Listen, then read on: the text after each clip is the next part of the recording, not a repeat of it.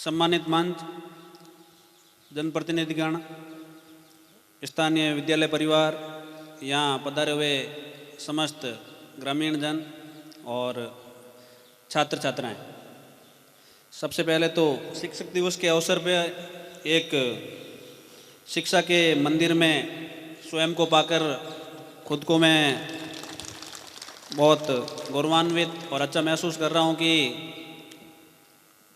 संजोग से इस परिसर में पधारना हुआ।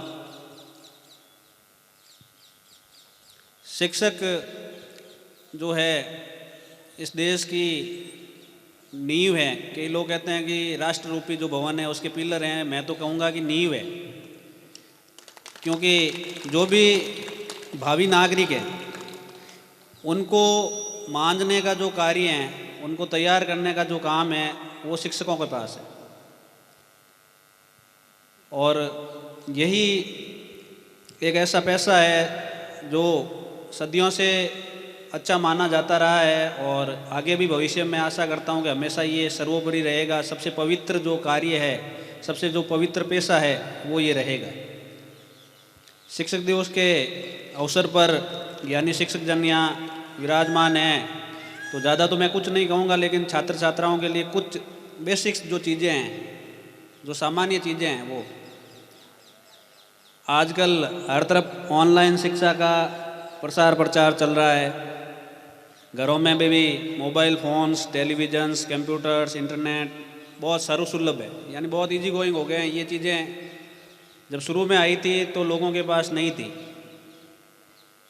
तो जो चीज़ होती है उसके दो पक्ष होते हैं। आपके पास कोई भी वस्तु है तो उसके दो पक्ष होंगे, दो प्रभाव होंगे, नेगेटिव और पॉजिटिव। ये अपने ऊपर है कि अपन उनको किस तरह से प्रयोग में लेते हैं, उसका नकारात्मक प्रयोग करते हैं या सकारात्मक प्रयोग करते हैं। तो मेरा अनुरोध रहेगा छात्र शक्ति से कि अपने जीवन में जो ये मोबाइल है या इंटरनेट है, इसका केवल सकारात्मक जितना उपयोग हो सकता है, सदुपयोग हो सकता है, वो करें। और इसके ऊपर जो आप घंटे बिताते हैं या समय व्यतीत करते हैं, उनको कैलकुलेट करें कि आज के दिन के, अब तो मोबाइल खुद भी इसमें ऐप देने लग गया, स्क्रीन टाइम दिखाता है आपको कि इस हफ्ते में या इस दिन में आपने कितने घंटे हैं जो इस मोबाइल को देखने में व्यतीत किए। 24 घंटे ही होते हैं, ये बढ़ेंगे नहीं। चाहे आपके पास 4 मोबाइल हो जाए, कोई नई और टेक्नोलॉजी आए, 5G 6G हो जाए, लेकिन दिन के जो 24 घंटे हैं ये नहीं बदलने वाले, ये वही रहेंगे।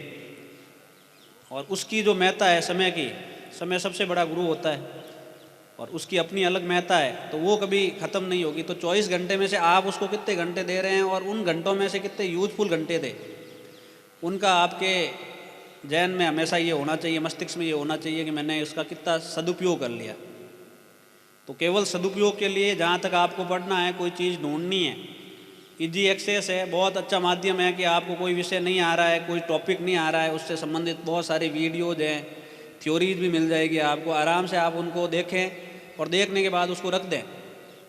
घर में अगर पढ़ा भी है तो ये प्रयास करें कि आप उसको नहीं लें। उस पर जो फालतू की चीज़ें हैं, फेसबुक, व्हाट्सअप, इंस्टा, ये वगैरह वगैरह, उनसे जितना दूर हो सकेंगे वो आपके लिए फ़ायदेमंद रहेगा। दूसरा, आप, मैं और यहाँ जितने भी विराजमान लोग हैं, उनमें से लगभग वेस्टर्न राजस्थान जो रूखा सूखा प्रदेश है, और हमारे जो बुजुर्ग हैं उन्होंने मुफलिसी में दिन काटे हैं। मुफलिसी का मतलब है कि बिल्कुल जो गुजारा लायक चीज़ें थी उनमें समय गुजारा है। तो आप भी वो हर चीज़ में कहते होंगे, हम भी कहते हैं अपने बच्चों को, मेरे पेरेंट्स भी कहते थे, आपके पेरेंट्स भी बोलते होंगे, भाई जितना हो सकता है कम खर्चा में कैसे इस चीज़ को गुजारा जाए। तो उनकी चीज़ों को सुने और देखें कि किस तरह से मितव्ययता में आप अपना जीवन गुजार सकते हैं। फैशन और वैसन दो ऐसी चीज़ें हैं जो आपके जीवन को बिल्कुल गलत राह पर, उल्टी जगह पहुंचा सकते हैं आपको। चाहे आप कितने ही बड़े परिवार से हैं, कितने पैसे वाले परिवार से हैं, तो जो ये दो चीज़ें हैं आपको बिल्कुल गड्ढे में ले जा सकते हैं। तो इन चीज़ों से दूर रहें, समय का सदुपयोग करें। दूसरी जो चीज़ें आपको शायद अवेलेबल है उनका भी सही तरीके से प्रयोग करें। और सबसे अंत में, जो यहाँ गुणीजन बैठे हैं, तो विद्यालय और शिक्षा के विकास के लिए इतना ही कहूँगा कि जो भी आपके पास धन बल शक्ति श्रद्धा जो भी है वो आप शिक्षा के विकास के लिए लगाएं, क्योंकि इसी से आपके समाज का विकास होगा। और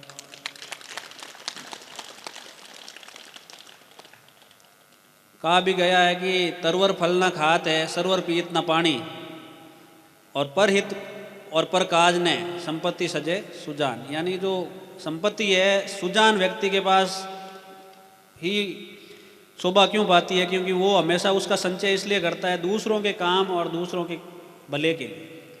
तो परोपकार को भी अपने जीवन में स्थान दें और जितना अच्छा हो सकता है समाज का उतना करें, क्योंकि इसी समाज के अपन एक अंग है। अपन ये विचार रखते हैं, हमारा ये विचार हो सकता है कि मैं मेरा मेरे परिवार का, अगर अपन मेरा मेरा मेरा करते रहेंगे और उसमें समाज छूट रहा है तो फिर कहीं ना कहीं वो समाज आपको परेशान करेगा। आपने अपने परिवार को अच्छा कर दिया, स्ट्रॉन्ग कर दिया, आपका पड़ोसी आपका समाज कमज़ोर है तो आपको कहीं ना कहीं उससे जाके मिलना है, और वो परिवार और समाज आपके बच्चों को नहीं तो आपके पौत्र परपोत्रों को कहीं ना कहीं वापस प्रभावित करेगा, और आप फिर कहोगे कि यार ये खराबा हो गया। तो उस खराबे से बचना है तो अपने साथ साथ अपने समाज का भी भला करें। आपने सम्मान दिया, बोलने का अवसर दिया, इसके लिए धन्यवाद। जय हिंद, जय भारत।